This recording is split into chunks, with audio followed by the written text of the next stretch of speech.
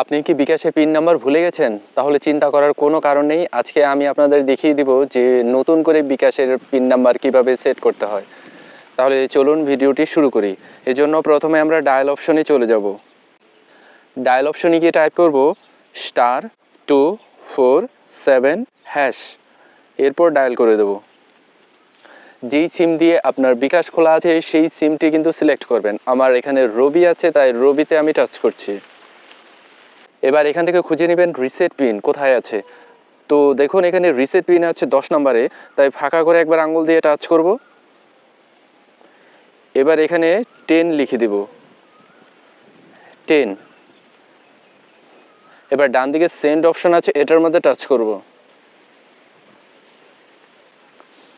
এবার এখানে enter your bKash registered NID passport driving licence number, যে নাম্বার দিয়ে আপনি বিকাশ খুলে থাকবেন সেই নাম্বারটি এখানে বসিয়ে দেবেন। তো আমার এনআইডি কার্ড দিয়ে খোলা, তাই এখানে আমি আমার এনআইডি কার্ডের নাম্বারটি বসিয়ে দিচ্ছি।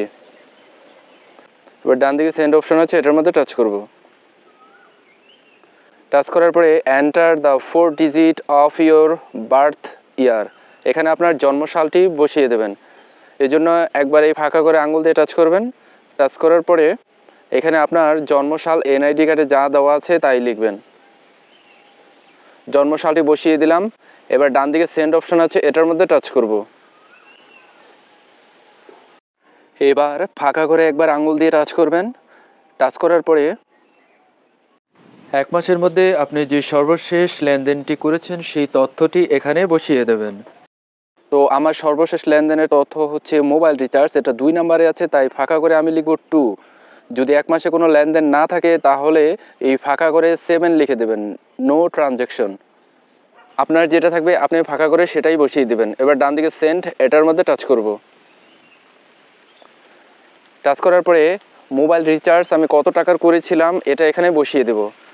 আপনি আপনার লেনদেনের তথ্যটি বসাবেন, অর্থাৎ সেন্ড মানি যদি করেন কত টাকার করেছেন সেই টাকাটা বসাবেন, অথবা ক্যাশ আউট করলে কত টাকা করেছেন সেই টাকাটা এখানে বসাবেন। তো 1 মাসের মধ্যে লেনদেন না করে থাকলে কিন্তু এত কিছু করতে হবে না, ওটা আরও বেশি সহজ হয়ে যায়। ফাঁকা করে একবার আঙুল দিয়ে টাচ করব।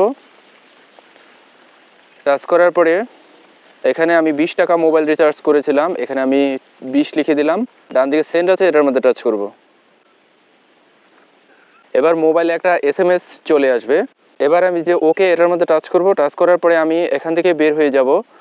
আমি দেখব যে একটা এসএমএস এসেছে, এসএমএসটা আমি একটু চেক করে নিচ্ছি। এবার এই যে দেখো বিকাশ থেকে একটা এসএমএস এসেছে, এটার মধ্যে টাচ করব। এসএমএসে একটি অস্থায়ী পিন নাম্বার চলে এসেছে, সেই পিন নাম্বারটি এখন আমি দেখে নেব। দেখে নিলাম। এবার এখান থেকে আবার বের হয়ে যাব। এবার আবার ডায়াল অপশনে চলে যাব। ডায়াল অপশনে গিয়ে টাইপ করব *247#, ডায়াল করে দেব। আমার রবি সিম থেকে বিকাশ খোলা, তাই রবি এটার মধ্যে টাচ করব। টাচ করার পরে এখানে দেখো অন্যরকমভাবে পেজটা কিন্তু চলে এসেছে। এখানে হচ্ছে লেখা হচ্ছে মাই বিকাশ। তো ফাঁকা করে একবার আঙুল দিয়ে টাচ করব। ফাঁকা করে 1 লিখে দিব। এবার ডান দিকে সেন্ড, এটার মধ্যে টাচ করব। এরপর আবার আছে 1 নম্বরে চেঞ্জ পিন, ফাঁকা করে একবার আঙুল দিয়ে টাচ করব। এবার এই ফাঁকা করে আবার লিখব 1। ডান দিকে সেন্ড অপশন আছে, এটার মধ্যে টাচ করব।